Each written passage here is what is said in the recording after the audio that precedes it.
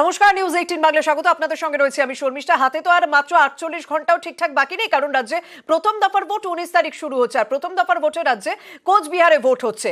আর সেই ভোটের আগে বারবার উত্তপ্ত পরিস্থিতি কোচবিহারের। এবার নিশীথ প্রামাণিক, বিজেপি প্রার্থী নিশীথ প্রামাণিকের এলাকা ভেটাগুড়ি, সেই ভেটাগুড়িতে তৃণমূলের প্রচারে হামলা চালানোর অভিযোগ উঠছে বিজেপির বিরুদ্ধে। আমাদের সঙ্গে রয়েছেন প্রতিনিধি শুভঙ্কর। শুভঙ্কর, আমি তো দেখছি ভোটের আগে কোচবিহারে হামলা বা অশান্তির ঘটনা কিছুতেই আটকানো যাচ্ছে না।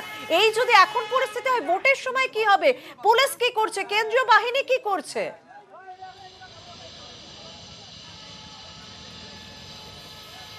হ্যাঁ, একদমই। দেখো শর্মিষ্ঠা, শুক্রবার প্রথম দফায় নির্বাচন কোচবিহারে অনুষ্ঠিত হচ্ছে। তার আগে আজ বুধবার, আজ বিকেল 5টায় ভোট প্রচারের শেষ সময় আর কি।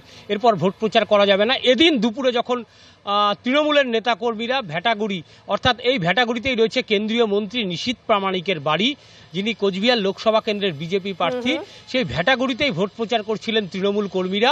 সে সময় বিজেপি আশ্রিত একদল দুষ্কৃতী সেই প্রচারে হামলা চালায় বলে অভিযোগ। তৃণমূলের দুটো গাড়িতে ভাঙচুর করা হয়, এমনটাই অভিযোগ করেছেন তৃণমূলের নেতাকর্মীরা। এবং তারা যেটা জানিয়েছেন যে সেই ভেটাগুড়িতে বিজেপির ফল ভালো হবে না, এটা বুঝতে পেরেই তৃণমূলের ওপর হামলা চালানো হয়েছে। হামলা চালানোর ঘটনা ঘটছে, বেশ কয়েকজন তৃণমূল কর্মী আহত হয়েছেন বলেও খবর। কি বলছেন আহতরা, শুনি। সাধারণ ভেটাগুড়িতে ভোট প্রচারে গেছিলাম, তো ভোট প্রচারের মাঝখানে ওরা রুয়েরগুড়ি এলাকায় ওখানে আমাদেরকে পিছন থেকে অ্যাটাক করে। তো পুলিশ বাহিনী থাকে আমাদের, সব কিছু সামলার পরেও সাইড থেকে কিছু লোক, ভুট্টা বাড়ি থেকে কিছু লোক তীর মারছিল। সেই তীরটা এসে আমার হাতে লাগে, আর সাধারণ গাড়ি ঘোড়া ভাঙচুর করা হয় এবং কিছু লোকের মাইল লাগে। ওর যেমন মাথায় লাগছে, রড দিয়ে বাড়ি মারছে। তো আমি ঠিকভাবে চিনতে পারি নাই, কিন্তু ভেটাগুড়ির রতন ছিল নাকি সেই রকম একটা আওয়াজ শোনা গেছে ওখানে। রতনের নির্দেশেই কাজটা হয়েছে। প্রচারে গিয়েছিল ওখানে তো প্রচারে শান্তভাবে আমরা, ওরাই পিছন থেকে আসলো 200-250 জনের মতো, আসলে পাথর দিয়ে তীর মারলো। লাস্টে কিছু করতে পারলো না, এখন ভেটা করতে বার করে আসলাম, ক্রস করলাম বাজারটা। তারপরে ওরা পিছন থেকে এসে আমাদের গাড়িকে দিলে ভাঙে। পুলিশ ছিল, পিছনে ছিল। আমরা যখন ঢুকছিলাম কাশিগঞ্জ ঘাটপাট নামে একটা জায়গা ছিল, ওখানে সেন্ট্রালে গাড়ি ছিল সেন্ট্রালে। ওখানে গেলাম, ওখানে দেখলাম গাড়ি, পুলিশ আমাদের সামনে ছিল, পুলিশ নিয়ে আসছে। ভেটা করতে আসার সময় দেখলাম পুলিশ আর পিছনে নাই, গাড়িটা ভাঙার সময়। অর্থাৎ বিজেপির বিরুদ্ধে হামলার অভিযোগ করছেন তৃণমূল কংগ্রেসের কর্মী সমর্থকরা। ভেটাগুড়িতে হামলার ঘটনা, সেই বিষয়টি কিন্তু ইতিমধ্যে এসে পৌঁছেছে দিনহাটা থানার সামনে। দিনহাটা থানার সামনে তৃণমূল কংগ্রেসের কর্মী সমর্থকরা তারা ভিড় করেছেন, তারা জমায়েত করছেন, তারা স্লোগান দিচ্ছেন। সেখানকার পরিস্থিতি তুলে ধরবেন আমাদের অপর প্রতিনিধি আবির ঘোষাল। আবির, তুমি তোমার পাঠানো ছবিতেই আমরা দেখতে পাচ্ছি যে রীতিমতো স্লোগানিং চলছে। পুলিশের বিরুদ্ধে কি অভিযোগ করছে, কি দাবি করছেন তারা এই মুহূর্তে দাঁড়িয়ে, যারা সেখানে বিক্ষোভ দেখাচ্ছেন? আবির, দেখো দিনহাটা পুলিশ স্টেশনের গেটের মুখে এই মুহূর্তে তৃণমূল কংগ্রেসের যারা কর্মীরা রয়েছেন তারা জমায়েত হয়ে এসেছিলেন এবং তারা এই মুহূর্তে গেটের সামনে তারা বসে পড়েছেন। তাদের তরফ থেকে বিক্ষোভ প্রদর্শন করা হচ্ছে এবং যতক্ষণ পর্যন্ত না যারা হামলা করেছেন তাদেরকে গ্রেপ্তার করা হচ্ছে ততক্ষণ পর্যন্ত তারা এখান থেকে সরবেন না, এই বক্তব্যকে সামনে রেখেছেন। উদয়ন গুহ ছেলে সায়ন্তন গুহ, তার নেতৃত্বে মূলত তারা এখানে আসেন। কিছুক্ষণ আগেই তাদের বক্তব্য ছিল যে দুজন নির্দিষ্ট ব্যক্তির বিরুদ্ধে, যাদের জন্য ভেটাগুড়িতে হামলা চালানো হয় বলে তাদের অভিযোগ।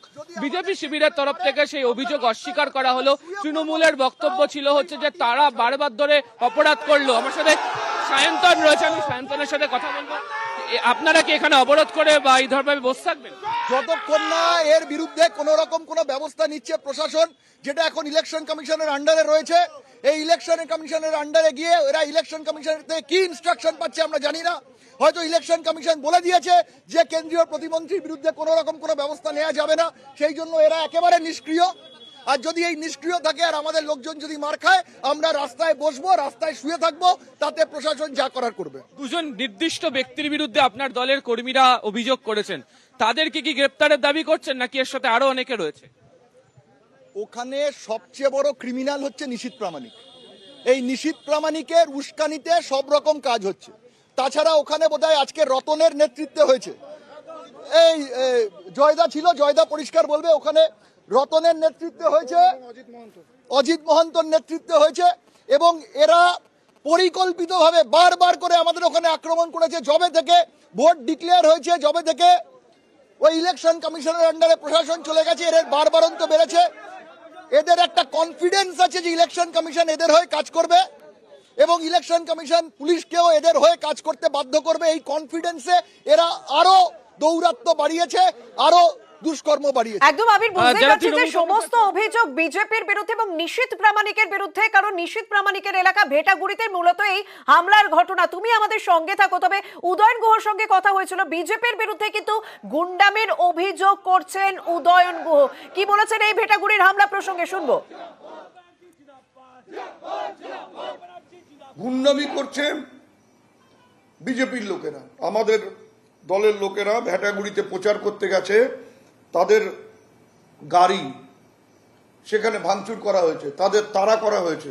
আমাদের দিনহাটা থানার পুলিশ দাঁড়িয়ে আছে, কেন্দ্রের পুলিশ দাঁড়িয়ে আছে। নির্বাচন ঘোষণা হয়ে যাওয়ার পরে রাজ্য সরকারের নিয়ন্ত্রণে পুলিশ থাকে না, যাদের নিয়ন্ত্রণে পুলিশ আছে সব পুলিশ তার কর্মক্ষমতা হারিয়ে ফেলেছে। উদয়ন গুহ বিজেপির বিরুদ্ধে গুন্ডামির অভিযোগ করলেও পাল্টা উদয়নের বিরুদ্ধেই সরব কোচবিহারে বিজেপি জেলা সভাপতি সুকুমার রায়। তিনি কি বলছেন? কে গুন্ডামি করে সেটা কুচবিহারের মানুষ জানে। উন্নয়ন মন্ত্রী, উত্তরবঙ্গ উন্নয়ন মন্ত্রী উদয়ন গুহ দাঁড়িয়ে থেকে ভারতীয় জনতা পার্টির কর্মীদের আক্রমণ করে। গত রাত্রিতেও আমাদের গোসানিমারিতে, তারপরে প্যাটলায়, বিভিন্ন জায়গায় আক্রমণ করছে। এখনো কুচবিহার হসপিটালে ভর্তি আছে, দিনহাটা হসপিটালে 3 জন আছে। আর তারা বলছে ভাঙচুর করছে। তৃণমূল বারবার আমাদের কর্মীদের আক্রান্ত করছে। আমাদের প্রতিনিধি এই মুহূর্তে দিনহাটা থানার সামনে থেকে সেখানকার যে তৃণমূল কংগ্রেস কর্মী সমর্থকেরা বিক্ষোভ দেখাচ্ছেন, জমায়েত করেছেন, সেই ছবি তুলে ধরছেন এবং সেখানে এখনো পর্যন্ত স্লোগানিং চলছে। পরিস্থিতি রীতিমতো উত্তপ্ত রয়েছে, সেই ছবি তুলে ধরছেন। আমি আবির, তোমার কাছে আমি আরো একবার জানতে চাইবো, যদি কথা বলা সম্ভব হয়, যে এরপর কি তৃণমূল কংগ্রেসের পক্ষ থেকে কমিশনে কোনো রকম স্পেসিফিক ভাবে অভিযোগ জানানো হবে, না এই থানার সামনে প্রতিবাদ বিক্ষোভ এই যেরকম চলছে সেরকমই চলতে থাকবে যতক্ষণ না ব্যবস্থা নেওয়া হয়? দেখো, প্রত্যেক কটা ঘটনার প্রেক্ষিতে নির্বাচন কমিশনের তৃণমূল কংগ্রেস অভিযোগ দায়ের করেছে।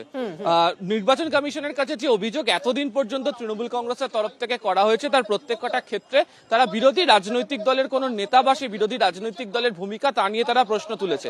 আজকে কোচবিহারের ভেটাগুড়ির ঘটনাকে সামনে রেখে শুধুমাত্র বিজেপির বিরুদ্ধে বা যে নেতাদের নাম তৃণমূল কংগ্রেসের নেতাকর্মীরা বারবার ধরে বলছেন তাদের কথা শুধু নয়, তারা নির্দিষ্টভাবে পুলিশের বিরুদ্ধে অভিযোগ করছেন এবং তাদের বক্তব্য, যেহেতু এই মুহূর্তে পুলিশ নির্বাচন কমিশনের নিয়ন্ত্রণে রয়েছে, পুলিশ যথাযথ কাজ করেনি এবং তাদের বক্তব্য সেই জায়গাতে পুলিশ মোতায়েন ছিল, কেন্দ্রীয় বাহিনী ছিল, তারা কেন পরিস্থিতি নিয়ন্ত্রণ করলো না, কেন মারধর করা হলো, কেন তীর ছোড়া হলো, কেন রড দিয়ে মারা হয়েছে, ইট পাথর ছোড়া হয়েছে, এই অভিযোগ তারা বারবার ধরে রাখছেন। এবং থানার মধ্যেও দেখতে পাওয়া যাচ্ছে যে র্যাব ইতিমধ্যে মোতায়েন হয়ে গিয়েছে, তবে থানার গেট আটকে কার্যত তৃণমূল কংগ্রেসের যে সমস্ত নেতারা রয়েছেন তারা এখানে বসেছেন এবং তাদের বক্তব্য যতক্ষণ না ব্যবস্থা নেওয়া হচ্ছে তারা সরবেন। আমি আরেকবার শান্তনের কাছে আসবো, নির্বাচন কমিশনও এই বিষয় নিয়ে আপনারা অভিযোগ করবেন? একদম করব। আমরা আমাদের নেতা উদয়ন গুহকে জানিয়েছি, উনি দেখছেন ব্যাপারটা, উনি ওই সব একদম। তার মানে তৃণমূলের পক্ষ থেকেও কমিশনের দ্বারস্থ হবে অবশ্যই। আবির, আমি আবারও এই দিনহাটার থানার সামনে পরিস্থিতি তোমার কাছ থেকে জানতে চাইবো এবং কোচবিহার যে ভোটের আগে বারে বারে বিভিন্ন ইস্যুতে উত্তপ্ত হয়ে উঠছে এবং বারবার রাজনৈতিক তরজা তুঙ্গে উঠছে এই মুহূর্তে কোচবিহারের, সেই সমস্ত খবরের দিকে নজর রাখবো। তবে সময় হয়েছে একটা বিরতি।